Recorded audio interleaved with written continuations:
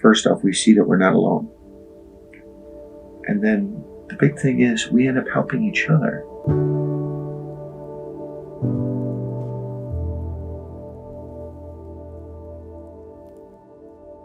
My full name is John Michael Silva. I'm originally from Milwaukee, Wisconsin. I was in the Marine Corps. I joined in December of '82 and got out and active in June of '87. I also served in reserves up in Fox Company up in Milwaukee. My father served in the Army Air Corps in World War II. Three of my brothers served in the Air Force. All of my uncles also served during World War II. I wanted to make a difference in this world. There is a brotherhood to the Marines. When we say Semper Fi, from the Latin term Semper Fidelis, meaning always faithful, it is different.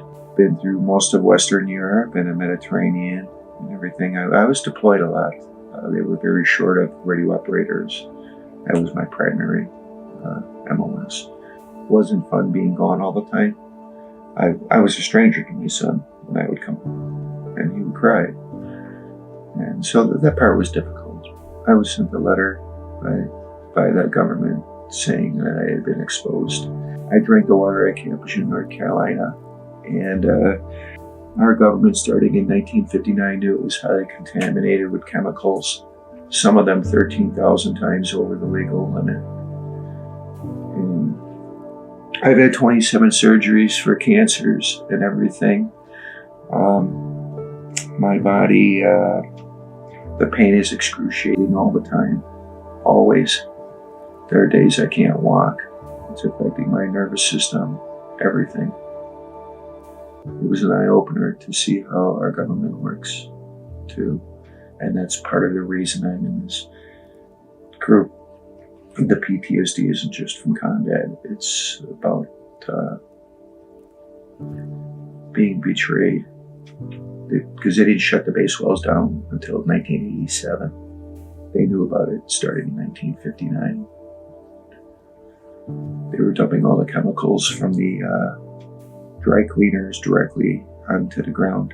Some of them, all dioxins and everything. The fuel farm lost over 1 million gallons of fuel into the ground. The base well was across the street from it. Hazardous chemical storage right next to it lost over 180,000 gallons of different chemicals in the ground, and they kept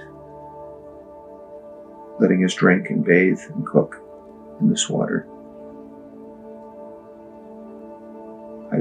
I've lost a lot of good friends to the cancers. A friend of mine, Colonel Robert Hashimoto, he unfortunately couldn't make it here today for this interview. He's part of the group. He told me that he had found this group and asked if I wanted to come with him, and we both showed up. I think his other counselor had told him about the NAMI program. We come into a program like this and we want to get better. Okay, we're coming in a sense in a self-centered way. We want to.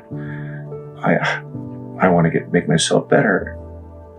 First off, we see that we're not alone. And then the big thing is we end up helping each other. Without a doubt, the group will teach you you're not alone. The circumstances themselves may be different from person to person, but we're not alone in this battle. We're not alone. In fact, that enemy of depression wants you to think that you're alone, just like it would be in combat. It's much easier for the enemy to defeat you when you are alone versus when we're coordinated in a group.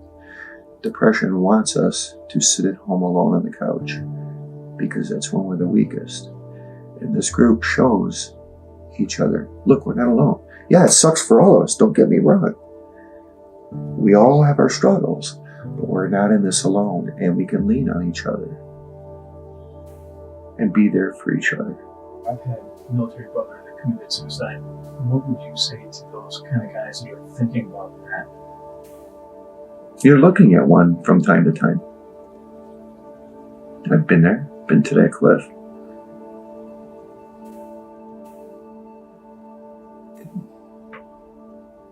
Having stood at that cliff myself, okay, what people don't understand is it's not that people don't see.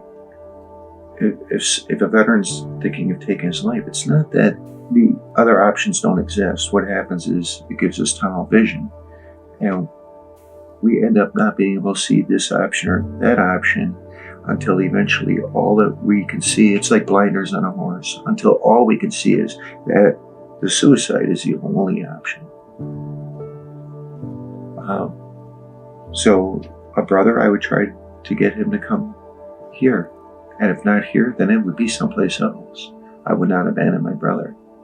I can say it's made a massive difference in my life. I do have a personal relationship with other members of this group outside of this room. And it has made, in my observation, big differences in their lives. Dr. Phil Metris, who runs this, he's also a combat veteran. And he can have empathy. He's been there. He knows the struggle.